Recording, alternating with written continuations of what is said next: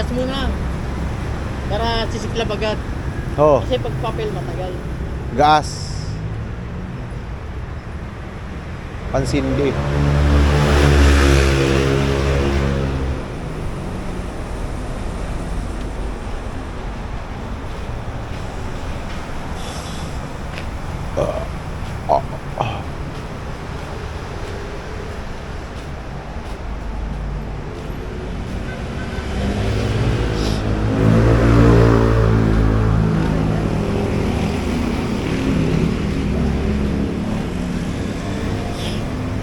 Kahit pala nasa bahay ka lang, basta may okasyon talaga, yung Diablo sumisilip talaga ng paraan eh.